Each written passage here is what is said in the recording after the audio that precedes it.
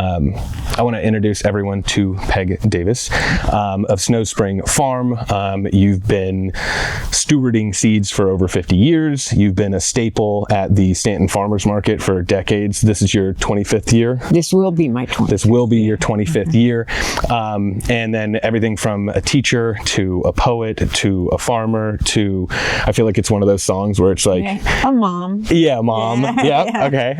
And then what I want to do is to kind of start things off too, is I want you to take me back to the moment where, and also you have your own varietal of tomato, Peg Oh My Heart, yes, which just got accepted to the Seed Savers Exchange as an official heirloom. It's now in Svalbard. Yeah. In the glacier. So that's all just happening. Svalbard is up near the North Pole. Yep. And it is the doomsday vault. Yeah. In case of catastrophic nuclear war or Kitty. The talent. Was kind of mean. Guys, get along. I know. All right, can you do me a favor and sit? Can you sit? But this is all I know. That everybody wants it. Yeah. Only one on camera at first. Okay. So it's the Doomsday Vault. Yeah. And it only opens 3 times a year. Yeah. And then organizations like Seed Savers, which is the only non-governmental seed bank in the United States. Right. They choose the varieties they want to donate, and they will send a few each year. And they picked mine this year to go in the February opening. So it's in there. It's very exciting. Yeah, it's very And then exciting. You just had a documentary that just got released too. Yep. On PBS, it's showing in May, and it's streaming live now. Yep. And it's Peg of My Heart. Peg of My Heart. Very good. So take me back to when you were first given these seeds, and what made it feel like I guess the choice to be able to take on that story, because I find that seed savers are really story savers. Yes, it's all about the story. Yeah, so tell me the story. As a matter of fact, the documentary is the first of the seed historian, Eduardo Fernandez at Seed Savers, has a dream to tell the history of our country in seeds. I love that. Instead of the way it's taught in school now, which is first we had this war, then we had this war, then we killed a bunch of Indians, and now we have this war. Yep. And we don't tell this history of how all these cultures came together by seeds. Seeds from Italy, seeds from Ireland, seeds from Germany, from all over the world came here. Yep. Well, and it's that idea and too. Every seed has a story. It does. The agricultural anthropology, showing the story of us through food. Exactly. And how people migrate. Yeah. Well, really, you can see it through food much easier. Yeah. So when were you first given these seeds? Well, I just want to finish a little bit about the seed story. Yeah. Is that they want to, the documentary they did about my tomato is to be the first of a series of stories that the seed historian and the director, Bernardo Morillo, they're best friends from Colombia. Oh, good.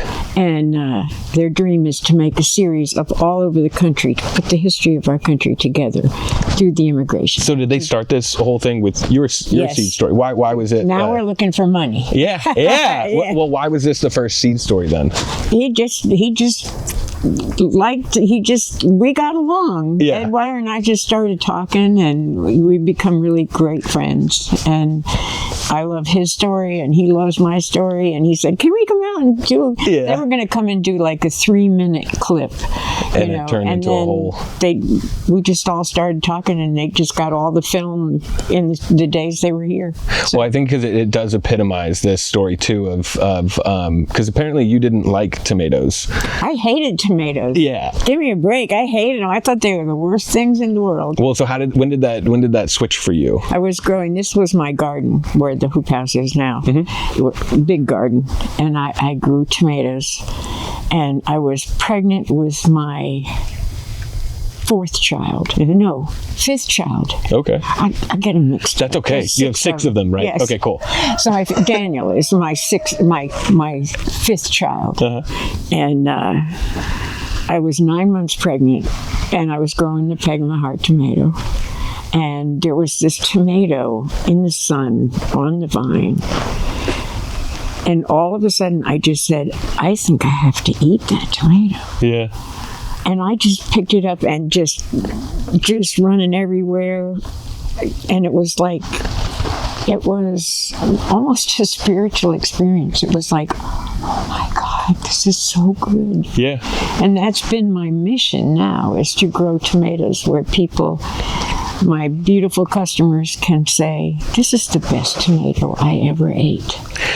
Yeah. Did it happen that moment for you too, in terms of deciding like you would steward this, or when did it become something that you felt like was a role? I was stewarding it from the beginning. I was isolating it, from all the other tomatoes that I grow. I've got 2 other hoop houses up there that grow other varieties. Right. But you have to be so far apart so you don't get bee accidents. Right. What is a bee accident? A bee Just accident to be clear. is when a bee is on one tomato and he goes to another tomato with the pollen from this tomato and he fertilizes that one, and then you get a little accident. Yeah. A lot of seed companies aren't as careful as Seed Savers is about cross-pollination. Making sure that it isolates. So you can order seeds and not get what you were expecting. I think it reminds me of that line, when they say like, when life gives you lemons. Oh, yeah. And I always beg the question, did life give us lemons? Yes, right. Because, it was a bitter orange and it was a citron, exactly, and then I was like, but it was the bees. It's the bees. The bees that did it too. Yes, so they are also, I don't know, crafters in some ways too. So when they're the artists. So you got 4, was it 4 seeds? 4 seeds. And I don't remember the girl's name, but I remember I see her all the time. I was teaching at Wilson Memorial High School. I was teaching horticulture in the big greenhouse. They have a big glass greenhouse there. And I had all these great kids, and we were growing all kinds of tomatoes, and then we'd have a big plant sale, in the spring. And I was teaching them about the difference between heirloom tomatoes and the precious heirlooms that came to the country that had been changed through hybridization and now GMO, genetic modification. Right. And, just for the record, an heirloom seed has come through families for generations and done in isolation. And, to qualify as an heirloom, it has to be grown in the same place in isolation for over 40 years. Right. And then it has to, like at Seed Savers, they do a lot check. 1 year they'll do a seed expansion lot. So they plant the Pegama heart tomatoes and grow a lot of them for seed. And then the next year, they do a lot check. And if I had any bee accidents, it would show up in the lot check. Yeah. So it has to come pure, all the traits. And stay consistent with that. It has to come consistent. And then a hybrid is manually cross-pollinated in the field. Yeah. And genetically modified is when they go in and mess with the genes. Right. And that's really scary. It's scary, and you don't know the outcomes for what it's going to turn into. And I think there's confusion some of the times about what, natural selection, artificial selection, genetic modification, and what happens when you try to step in and interfere with that selection process. For you, 50 years of selecting these seeds and picking things out, what did that teach you about choosing? They'll tell you everything. Yeah? Yeah, they'll tell you you've done something wrong with the way you pruned me, I pick, this is my seed house. So the brassicas that are in here now, we don't use any pesticides. So these brassicas, the minute the first cabbage looper comes in here and starts chewing on leaves, they all come out and the tomatoes go in. And this is an isolation house. Just the Pegama heart tomato. And so I didn't finish the story about the girl. So I was teaching about the difference between heirlooms and hybrids and the difference in taste and, how families always save the best for their seed, which is hard to do because you can't eat it. Yeah. You got to save it, And she was so sensitive. And this one day she came and she had a little Ziploc bag and she said, my grandparents grew these for their whole lives. It's the only tomato they grew. And it was their tomato. And my parents don't garden. And I want it to go on. Would you like to try it? And I planted those 4, and that was the beginning. Yeah. Just and I wish I could go hug her right now. Yeah. Because it's such a gift when someone gives you their family's heritage. Right. And a lot of people have done that, you know. I grow Amazing Grace tomato, which was from a man in Lexington. And he said, Peg, I have cancer. And my wife is dead and I have no children. This is my tomato. Will you keep it going? But wanted to give that legacy. And then I have the Clatterbuck tomato from up in McGaheysville. You know, a lot of just families, they trust you. Yeah. Yeah, and once they get to know you, you know, can you carry this on?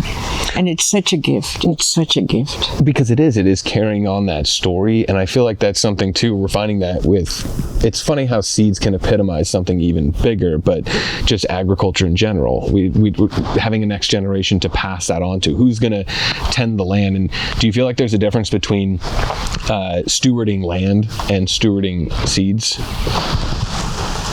I don't know as I'd say there's a difference. Tells a story in a different way. Yeah.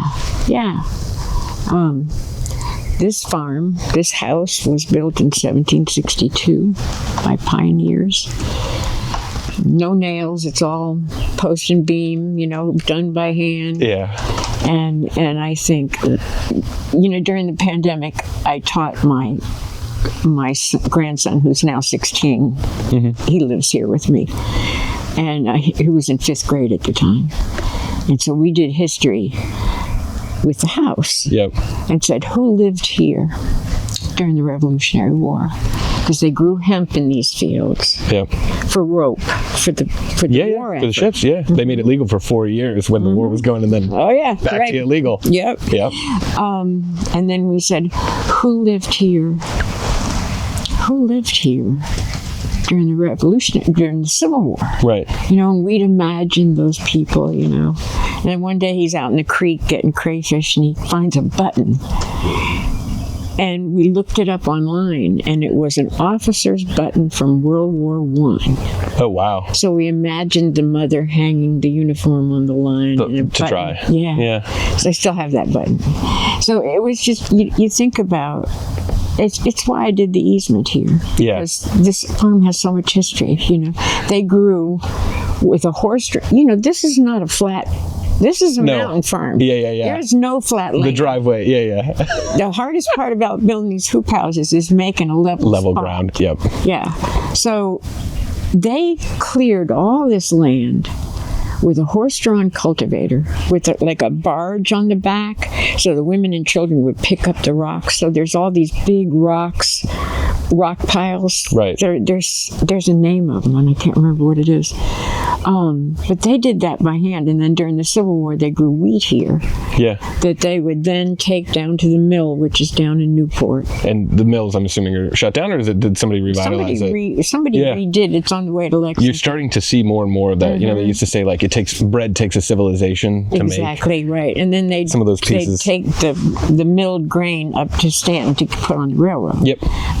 For the Confederacy. Yeah. When the railroads, and then otherwise they'd put them on the bateaux, right, for the waterways. Yeah, so stewarding the land, I think, is absolutely as important as preserving the history of our seeds and the stories of our seeds. Yeah, and it's interesting because I know there's so many, my generation, a little bit younger too, they're all kind of like, we want to look for land, you know, with water running through it. And you do hear some of those things too, which again, I think everybody does like the idea of too, but it's interesting when you flip that lens into, I would like to find a piece of land with a story that I can continue on, because it's not, you know, you're not starting it from scratch. Right. Most of these larger properties or properties in general that have been stewarded, have been tended, you know, you can do it a different way, but you have to, that's what you're doing. You're being a steward, not of that land, but of a story. Yeah. And trying to keep it carrying on. Yeah. When you find, I know you've been at the farmer's market for a long time. 25th year. Yeah. When you have multi-generational family, you know, kids that you saw kind of grow up and now they're bringing their kids in too, do you see a difference between when you have a tomato and you're giving that to somebody and it's just something that they're eating versus like it's changing their life in a way? Well, that's an interesting question, because I noticed that when I was first selling tomatoes, I would just have all my tomatoes out. People would pick them. And this one day somebody said to me, I said, well, you like this tomato? And they go, a tomato's a tomato. And I said, oh no. Oh no. Oh no. It is not that way. Yeah. And I realized that the customers needed to learn about the differences in the tastes of tomatoes. So I started labeling. I label every single tomato I take to market with a little yellow tag that you pull off. Yeah. And I told the customers, you might like juicy tomatoes. You might like meaty tomatoes. You might like acidic tomatoes. Right. You might have trouble with heartburn and need low acid tomatoes. Right. You might like black tomatoes. Right. You might like yellow tomatoes. But you have to learn what you like. So I said, take these little yellow tags, and I said, put them on your fridge. It'll peel off. And when the next week, if you get a tomato that you like better, put that tag on the top. Right. Put it on the top. Put it on the top. And then you'll know what you like to eat. And they were so they just got into it, all of them. They love it. Yeah. They love it. I have one woman that keeps a notebook of it. Oh, really? Yeah. She tracks all of yours. That's great. But they love being involved like that. Yeah, and when I think you have that with that nuance when you're saving it, so I always get asked too by especially younger folks around college or after age, but like I know all these terrible things that are in the food system and how it's working. What steps do I take? And I usually say try to grow one thing and then learn the name of somebody that grows it for somebody else. And that's a great first step. But also if you can't change your entire diet, you can still just pick one. And usually I bring up tomatoes. Like I want you to just pick one thing this season that you're just going to go after and be like, I will buy economically for other things because I have to, but tomatoes, I will cherish them. I will go find them and almost make it like treasure hunting. Yes. And it sounds like a lot of your customers are those treasure hunters. Yeah. Oh yeah, they are. Yeah, and most of them like to pay my heart, basically. Yeah. Well, and tell me a little bit about that. I love the story of like how did the name come about? Oh well, my husband, who's gone now, he died. He was a Vietnam veteran, and had a bad time in the war. So he used to sing that song to me. Yeah. Peg my heart. Yeah. I love you. We'll never part. I love you. And he named the tomato. When you would listen to that though, was it Bing? Was it Andy Williams? Was it? I don't know. You don't know which version? It was George's version. Or listen to George sing. You listen to George sing it. Okay. Right, yeah. It's funny because I mean, I grew up in an Irish household, Irish Italian, so that's one of those things that I know that wouldn't be on the repertoire of like playlist. Yeah. But I always like that too, and Bing always had a voice with it too. When do you nowadays too? Is it something that? I mean, I don't know. Do you hear that song still when you work in the greenhouse? In my head, yeah. Yeah. Well, I'm named after my grandmother, my Grandma Peg. Yeah. And there was a man, she was in Florida. She lived till she was 106 and a half. And every one of her birthdays, he'd sing that song. Oh, really?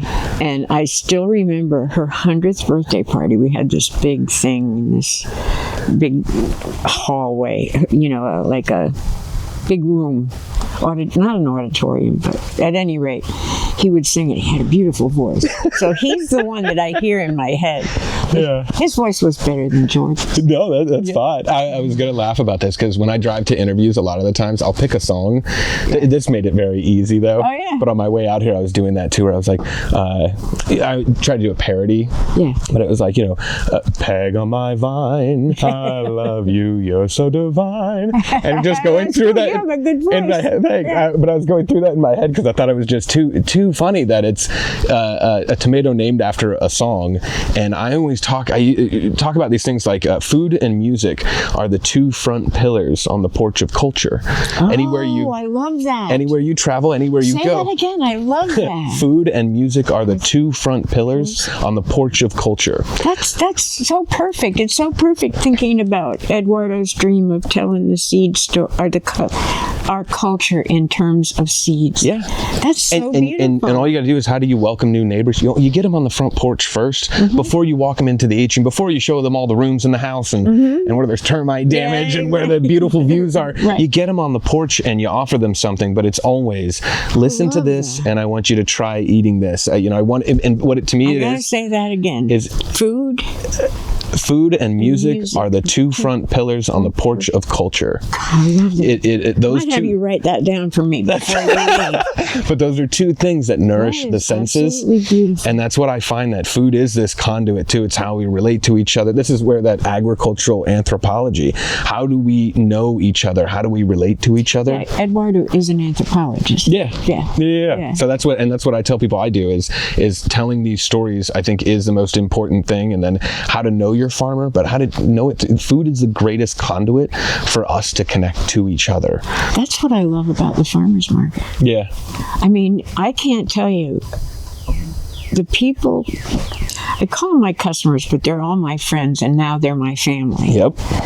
But the connection through food is so yummy. Yeah, that's good. That's great. Yeah. Nothing means more to me than someone coming back and saying, that tomato you sold me last week was the best tomato I ever ate. Yep. Or it was the best kale I ever ate, you know? And it matters. It's such reward, you know? Yeah. My retirement has been joyous. Josie's in the garden she shouldn't be in. Oh. She's walking right down. Do you want to get her? No. Oh, okay. I'm just like... she's like, if you're not going to put me on camera, yeah, I'm going to go off real quick. And just I'm going to get your attention because I know I'm not supposed to walk on these rows. We're talking about you. She's like, oh, I get to be in the movie. I know, yeah. Oh, look at her just barreling down the line. Such a little Are you going to get along with this one? Okay, there you go. Well, Kitty is old, and she's not as fond as the other cats are of her. But, I can tell. She just likes being perched up. There you go. See? You're doing great. Yeah. Now, you were saying in retirement, but you said you're going to be back at the market. No, I retired from teaching. Ah. So doing the farmer's market is my retirement. Yeah. Yeah. I'm not going to retire. No, that's what I'm just going to keep going until I stop. Yeah. Well, and because of that too, I know the teaching. But it's been so rewarding because of the community that's my family. Yeah. When they showed the movie at the Visualite in Stanton, and it sold out, and it was my whole life. It was my family came from everywhere. The whole market. My market family was there. Yeah. People that I worked with when we first bought the farm with conservation methods. It was incredible. What did it mean to you to see that? Oh, everything. It was probably the highlight of my life. Yeah. To be with everyone I loved, and have them celebrate the story of the tomato. Yeah. Well, and seeing a story told about, again, you saved this story that it gets to be shared with others now too. I think it is the greatest gift that goes beyond just a bite, right? And you can change somebody's life by 1 degree. You never know where that's going to lead to. Yeah. And I found that too with film, with storytelling, right? Like how the impact that it can have. I do want to ask you about, because you're a poet, right? Yes. And it's interesting too. I think most farmers are artists. It's how I look at it. I believe that too. And Wendell Berry. Yeah. He said every farmer is. You can look that up, Google that, Wendell Berry, about farmers being artists. Yeah. No, I know exactly what you're talking about. But for you, these tomatoes, you use words to describe them. Did you ever write anything for what these tomatoes couldn't say? No, but that would be interesting. Yeah. But I think about the height of the summer when I'm walking through this house, right? And the tomatoes are talking to me. They're like, I should be seen. I should not be eaten. What else do they tell you? And then the other ones are like, yeah, I got a little cat facing on me. Go ahead, eat me. Yeah. Or the other one, I want to be on the market table, because I'm so pretty. So how much did they change from when you first got those 4 seeds from whoever this 9-year-old was to when it's being accepted and taken into Seed Savers? Quite a bit. Yeah. And how did you know? Was it ready, or was it just the time? How do you mean? What I mean is, was it, you got it to a point where you're like, it's not going to taste any better than this, or look any better, or grow any better, or was it just? I've been there for a few years. You have, okay. Where it's that's what I mean. It's very consistent tomato now. Yeah.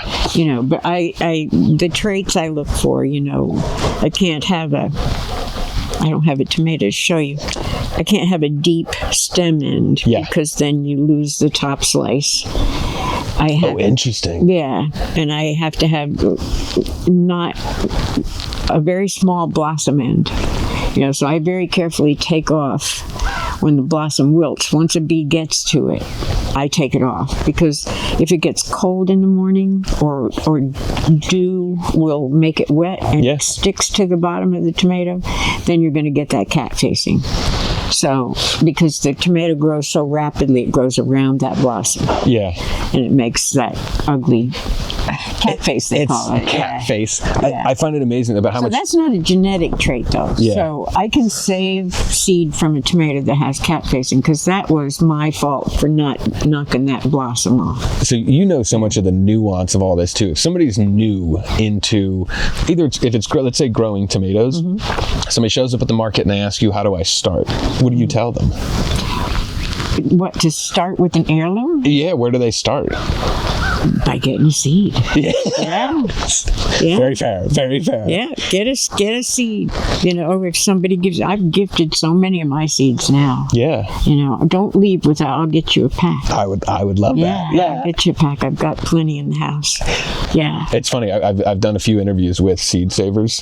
Cool. And I even have, do you know Ira Wallace? Oh, yeah. Yeah. So, because I interviewed her about garlic. You met her? I've interviewed her a couple times. Oh, we just love her. We've read everything she's written. She is wonderful. And then I've helped film for Ujama as well, which is BIPOC Seed Collective up in Maryland, and then obviously Southern Exposure Seed Exchange. Yeah. So I built out a marketing garden after they gave me where I get my seeds from. Well, I'm going to have to do that now. What I have to do for all of this is I got to go now get a new garden, because I moved off the farm I was on. I'll grow this tomato, and then once I grow it and I get it up, then I'll send you a picture. All right. That'll work. But you have to keep the story going, though, too. So I find that it's always interesting. Same thing. It's that idea of stewardship. And if you don't have a big plot of land, I think that's what I like people to learn about too. Is you don't have to have acres and acres to be a steward. You can save seeds. Look at this. They're tiny. This is 30 by 48. Yeah. And now that seed that came from this house is being grown all over the United States. Yep. In every state, I think. Eduardo could tell me. It is in Svalbard. You know? So you were talking about keeping things going. Yeah. So my brother said to me, so now you're immortal. And I said, well, the tomato is immortal. It will be forever. Yeah. Yeah. I think it's nice, the idea of legacy can live in the palm of your hand, and you can build it in, what'd you say, 38? It's 30 by 48. 30 by 48 space, you can build a legacy. And this seed has gone all over the country. My brother's growing it on a rooftop in India. Oh, really? Yeah, my other brother lives in New Zealand. Yeah, it's all over the world. Yeah, just from this house. Yeah. Yeah. I think so you don't need hundreds of acres. Right. You don't. Right, to be a steward and to carry on a story. Yeah. And I think it's also difficult for a lot of folks to understand, too, is, because I had a hard time with this, was understanding what made something like ancient grains, you know, versus heirloom, versus when I'm going to, you know, conventionally named or otherwise types and varietals, because I always thought just heirloom meant $3 more a pound or something, you know, yeah. It just meant more. But to you, it's important to understand the difference. What is the difference, to help people understand that? The difference between heirlooms and hybrids and GMOs. Can you lay them out for me? Yeah, well, an heirloom has been in a family, generally one family for generations, probably brought from the old country, whichever old country the family's from, because we're all immigrants. Yep. And it has to be grown in isolation in one place, no bee accidents, for over 40 years. Okay. And then it has to pass a lot of tests the seed expansion the first year, and then the lot check, which is the critical one. Right. To see if your traits that you've cultivated come true. Yeah. That's an heirloom. Heirlooms built our country. Right. They taste better because they haven't been messed with. You know? I usually bring that up spinach as the example that you get the percentage, and I won't try to just fixate it on but the number I had heard, but the amount of iron, and they selected it for traits that it would grow more, that'd be more resilient, but the amount of iron in it went down. So you got to eat like 60% more spinach to get the same amount of nutrient density that you want from before. Same thing happened with tomatoes. Yeah. They grow them to fit in a box. Yep. Look pretty. Uniform. They pick them green. Yep. They gas them to ripen them. So they're beautiful in the grocery store, and they have no taste because they left that gene out. Yep. Well, I don't know if you see the story the same way I do, but I used to tell the story about tomatoes as a Greek tragedy, potentially. Oh, yeah. Because they came from the Americas, right? Columbian exchange, they go over to Europe. From what I had understood, there were demonstrations. There was like a couple decades or a couple generations, though, where they were not accepted. No, they were poison apples. Yeah, because they looked like, nightshade, they were bright, they were red. Oh, yeah. And so there were demonstrations of people take a bite of them and people would scream and faint. There were stories about that. Right. And then, later it intricately became a part of cuisines. Have you read that book, 10 Tomatoes That Changed the World? I think it's just from scanning online and it's reading. awesome. No, it's an awesome book. 10 Tomatoes That Changed the World? Yeah. No, I will read that, though. Yeah, it's really good. Yeah, and it begins with Italy. Oh, it does? Oh, yeah. Well, but then my favorite part is they come back, because my grandfather's an Italian immigrant, right? But the tomatoes come back. They were always out here too, but they really blossomed in a sense. And then they gained popularity. They became a part of all these cuisines. And then I joke about, canned pasta and Greek tragedy. But now there are those that are revitalizing this story, right? It's like almost like and do you see that as what you're doing as a certain type of story, as the tomatoes redemption story or as a preservation story? Do you put it through lenses like that? Kind of, yeah. Yeah, we were talking about heirlooms versus hybrids versus GMOs. Right. So I just finished that comparison. So the heirlooms built our country. Yep. Hybrids, they take the traits of one and the traits of another varietal, and they manually in the field will cross-pollinate them. A bee accident, but intentional. Bee accident, an intentional bee accident. Yes. That's a hybrid. Yes, okay. That's a hybrid. And unfortunately, the traits they pick are to make it easy to ship. Yeah. So pick green, gas to ripe. Yeah. Because they can't ship ripe tomatoes. And the idea is to get them in the grocery store looking beautiful. And a little tip for people is, if you have to buy tomatoes in the winter, right, in the grocery store,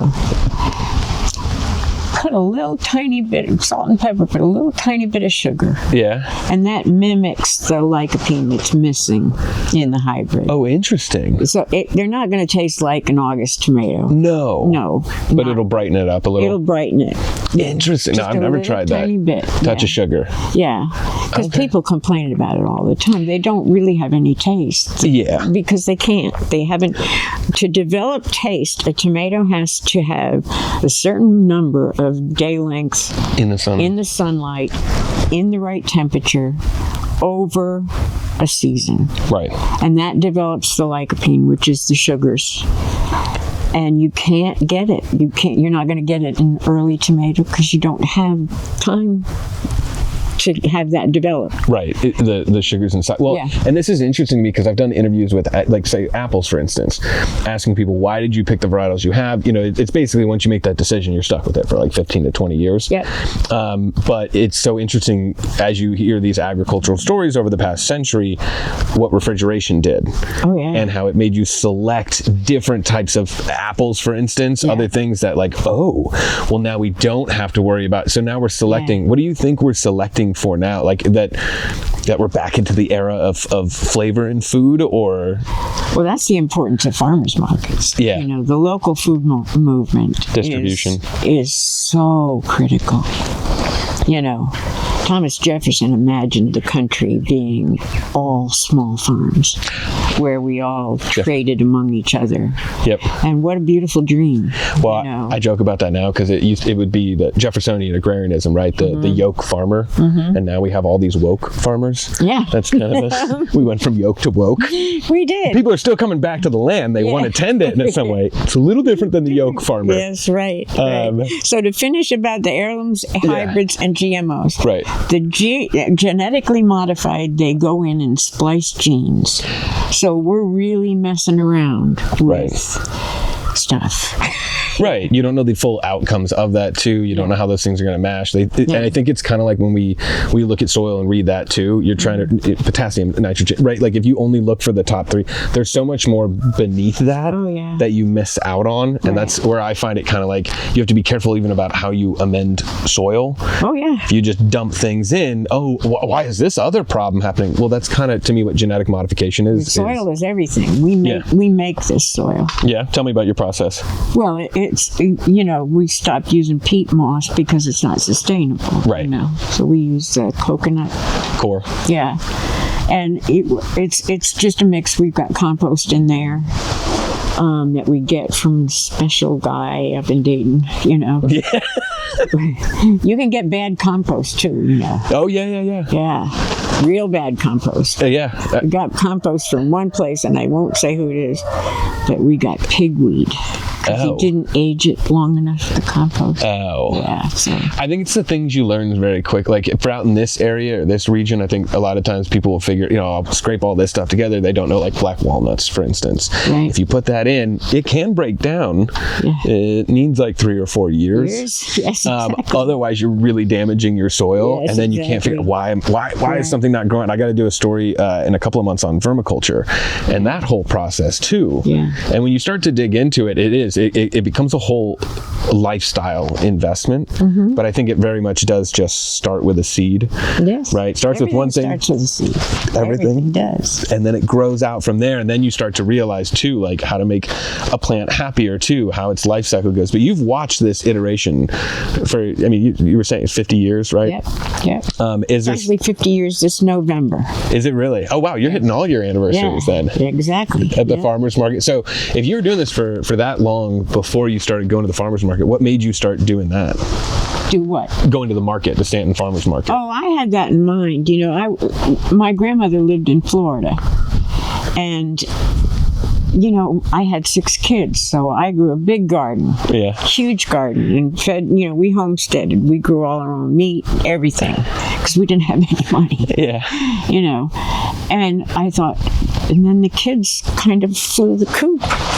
And it's like, but I still want to grow stuff, And I thought, And so I purposely went to every farmer's market up and down the East Coast.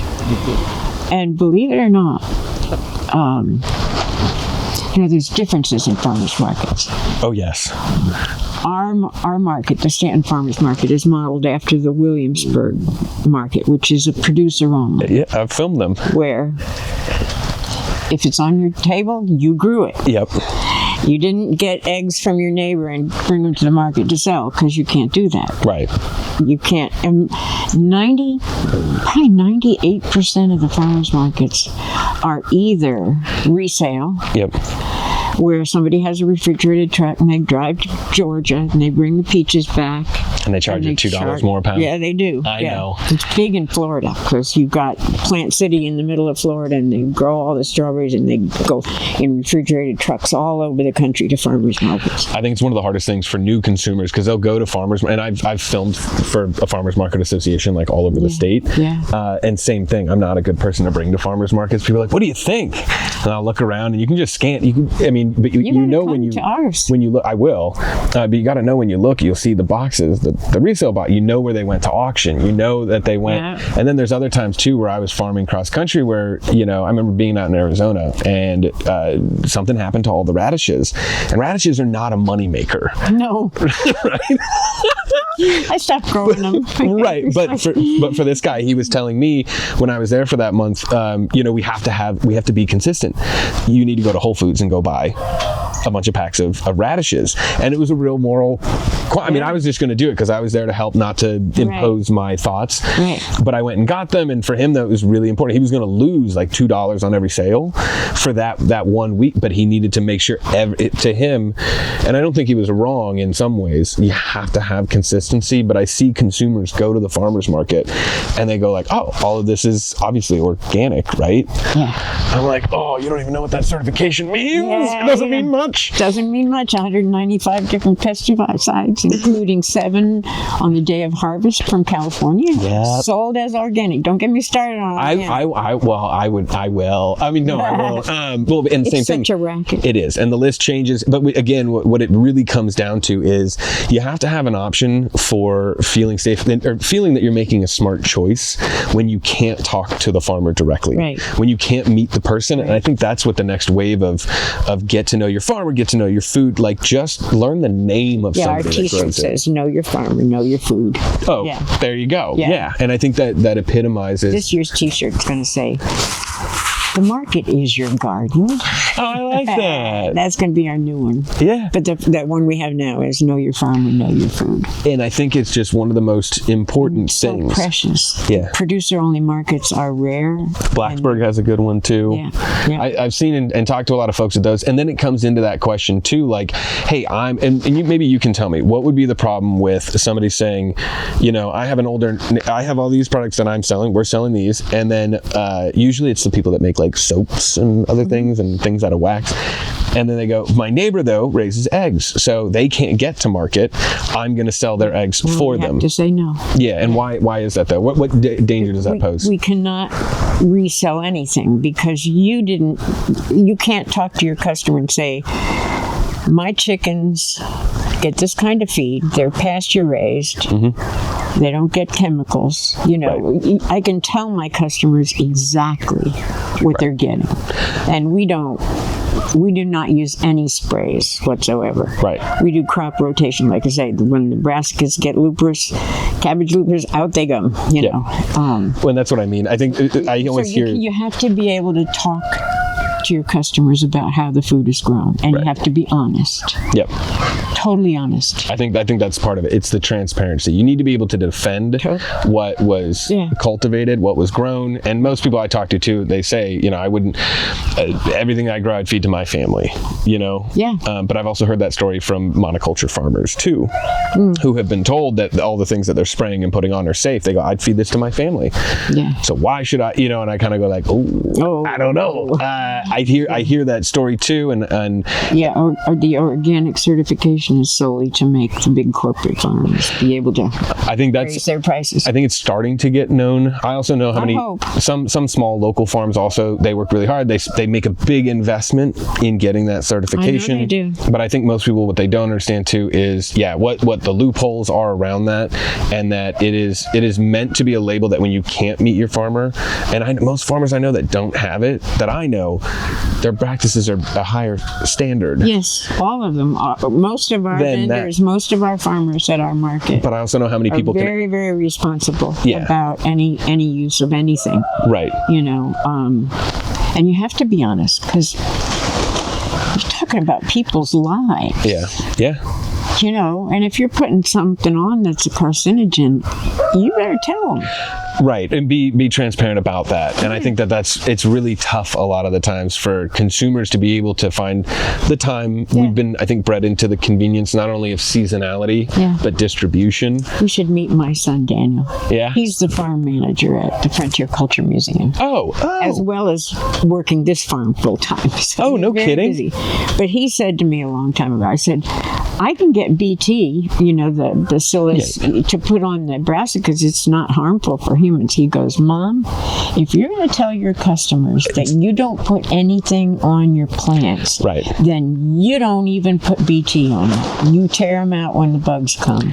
Put something else in. Yeah, and I think I only sit on both sides of a fence just to be able to see the full view. Mm-hmm. But it is difficult if you're growing in that way too. It is very difficult to do that at a larger scale, which I don't think is a negative always, because I think it should be redistributed in a sense. We have 4 meat industries that or for meat companies that own 85% or more of production and distribution. Wow. Right, in the that consolidation though, I think leads to these big issues.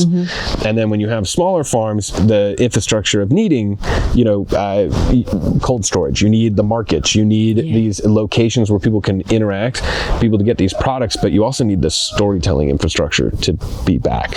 And I think that's part of what's been missing for a while. We don't have, not as many people have their grandparents' farm to go to. Right. You would so like to hook up. We have a wonderful new manager for our market. She's young. Yeah. She loves it. Yeah. She's brilliant. And what she is doing is highlighting a vendor a month. Oh, cool. Good. Telling their whole story. Yeah. And then it's on Facebook, it's on the website. And I'm fascinated because, you're at the market and you know don't all get these to talk people, to them. But you're not, unless they're right next to you, Yeah. you don't know your their booth neighbor. story. No. And so she's telling the stories. I think that's great. And it's hard to find the Her time. name is Rachel Wine. Rachel and you'll Wine. have to come. I will. To come. I'll connect with her We about open that. in 2 weeks, less than 2 weeks. Is it exciting? Oh, I'm like so busy I can't see straight. Yeah. It's like, Well, getting all of these. So I think in I 2 told weeks. you, don't come on April 2nd. That's 2 days before I think opening I do remember you saying that, and I was like, no, that's okay. Yeah. Well, and that's the thing too, is appreciating the seasonality of things too, how things really bolster up in spring, like right now too. For those that don't know this part of the Shenandoah Valley too well, what is the landscape of this area? What is the soils that are out here too? What are most of your neighbors growing? Karst geography. Yes. That's all it is. It's rocks. We grow rocks. Yeah, do you now? Yeah. Yeah. We really do grow rocks. Yeah. This garden that we're sitting in the middle of, Yeah. I would take a bucket with me every time I was weeding, and I'd fill it up with rocks, and I'd Pull it put out. them in a hole somewhere. And I'd say, I got all the rocks out of the garden. And the next year, No. every road have another bucket of rocks. So, yeah. What about most of your neighbors? Is it dairy farms, monoculture? Like, are there farms like yours? Mostly beef cattle. Beef Small cattle. Yeah. Black cow farms? Yep. Yep. We got Herefords up here, and we have Longhorns. We're wilding our pastures. Oh, okay. Do you know about wilding? Yeah. We'll explain it. Isabella Tree wrote the book Wilding, and it's about reclaiming the land that's been cleared from forests Right. to grow. This farm was cleared because they needed rope for the Revolutionary War. They needed the hemp. Yep. They needed the wheat to feed the soldiers of the Confederacy.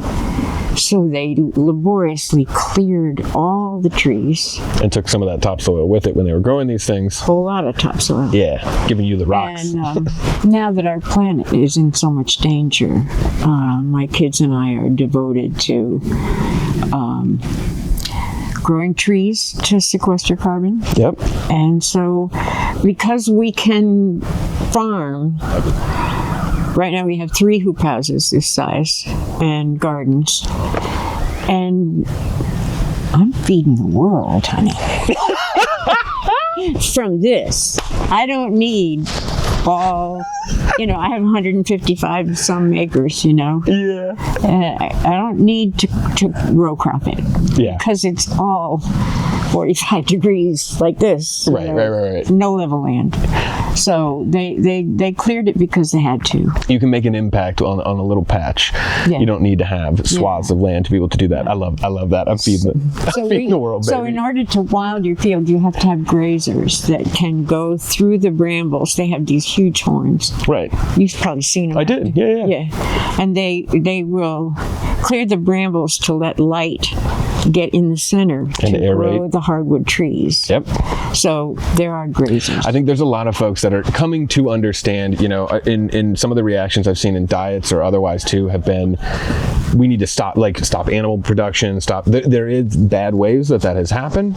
There are good ways, and in fact even more beneficial ways that it's symbiotic relationships. Plants and animals need to work together on the land. Our problem became the scale, not the aspect of using. And I think rewilding too, I have friends do that, tree nurseries. So they're trying to re-educate too how certain varietals of trees we lost, even in the Shenandoah Valley, or the trees on the Blue Ridge. Do you know about I should have got it right before I bring something up, but there's like plumage that will come off of certain trees that give it the blue hue. That's where they got the name, and then all those are getting wiped out. And that's going to happen. Kudzu taking over certain areas and these invasive species. But the idea of rewilding, did you guys do that on your own in terms of selecting those trees, or were there organizations you worked with? I have planted native species in most of the fields. Which ones are native for this area? Your oaks. Yep. Yeah, I've got a lot of Lespedeza, which is more of a brush thing for wildlife. Chestnut oaks. Yep. Hickories. And wasn't it there was the American chestnut that got... Yeah, on this farm, you've seen, the house is built out of chestnut log. Gotcha. Huge. Yeah. Chestnut log. And you can see the stumps in the woods, and they'll grow a little sprig every spring, but it'll die back. Yeah.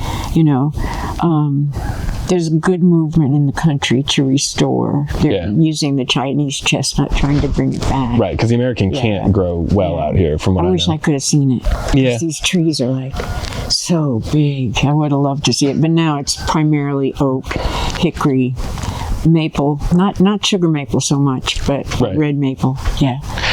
And we got beech, and now the ash trees have all died.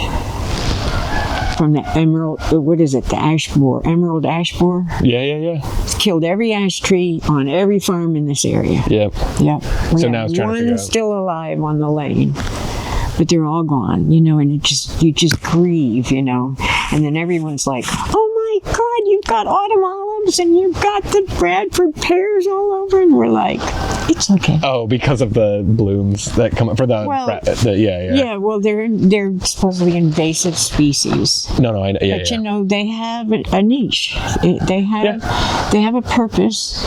It's interesting because a while back it was all about the ailanthus tree. You got to gird and kill every ailanthus tree, and then the autumn olives came and the ailanthus trees kind of went away. And they're all trees. They're all sequestering carbon. They're all providing us with good oxygen to breathe. Right. So we don't worry. And it's so interesting, when these were fields, I would be so stressed. We have to bush hog before July 4th so the thistles don't go to seed. Because when we bought the farm, the thistles were 12 feet high all over the entire farm. But then the bees or and so we would purposely mow before to try to keep the thistles down. But now that we're wilding, the thistles have all disappeared. Yeah. Because we're not mowing. It's figuring out that balance, and I think there's Mother Nature is so much smarter than we are. Yeah. That we just have to trust it. Right. That it's going to come back the way it wants to come back. Right. It'll come back just right. Well, it's interesting too, because again, on a seed scale, it's saving that story, and I don't want to say it's simpler in any kind of way, because it's not. But then when you look at it on a scale too, that land too is the same thing, and figuring out all the nuances and the balance between these things that give you something that is great. Yeah. And it's great because of what it is, not necessarily because you made it that way. Yeah. And then, do you find that there are other farms in the region too doing the same thing, rewilding the land? I don't know anyone that's doing it. My good friend Marianne over on Stingy Hollow, she has 5 acres and she's wilding that. Yeah. She makes path around it so they can still hike it, but letting nature do its thing, which is amazing what it does. Yeah. There's so much happening out there. I wish it was spring that you could see. Yeah, I'll come back. Yeah, good. I can come back another time. I'll be out in the neighborhood too, and I got to go see the market too now. Yeah, April 4th, 2020 West Beverly. Mm-hmm. is our opening day, so come. Okay. It's, Saturday. You know where West End is in Stephen? It's where they built the JD&R court.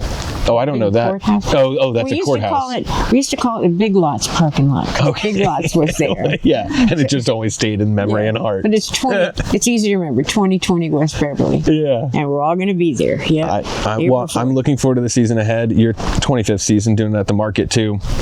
And then also, I'd like to grow some Peg on My Heart get you seeds. Tomatoes. There you go. Yeah. I appreciate that. And then people can watch and see the PBS documentary on you. It's streaming live right now, so you can Google PBS Peg on My Heart, and there it is. Yeah. Sounds peachy. And it's on. That May is the big showing of it, and I said it's a big feather for Bernardo. I'm really pleased for him. It sounds like he's got. I think he has 2 Emmys for his some commercials he's filmed. Yeah, but this is a biggie. This is a biggie. The way it happened was that Larry Irvin, who's a board member and a vice president, I think, of PBS, he's in DC. Yeah, he came to the market. Oh, really? Last summer, and he came to my booth, and we got talking. I didn't know he was from DC or coming out or PBS or anything. Yeah. And he said, well, what tomato should I buy? And I said, oh, get my tomato. I said, they even made a movie about it. And he got fascinated. And so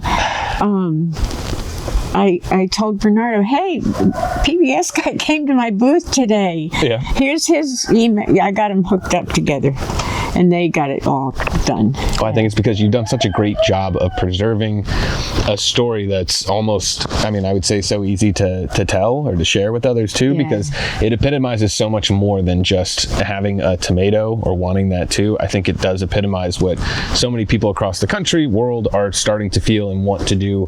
Yeah. You're a trendsetter. You've been ahead of it for a while, right? But wanting. I'm old. You have to be old to do this. But it's cultivating community, and it's the same thing from this little plot. Would you say it was a 30 by 48? Yep, and all the all around the world all now. over the world, and all the way at the North Pole in Svalbard and the Doomsday Vault from this little hoop house. Thank you. I appreciate it. Is that cool or what? I think it's super cool. All right. Well, this door's flying open again. Thank you for the time. I really appreciate it, and I will see you soon. Thanks. It was awesome. Give you a hug. I'll give you a hug. Thanks.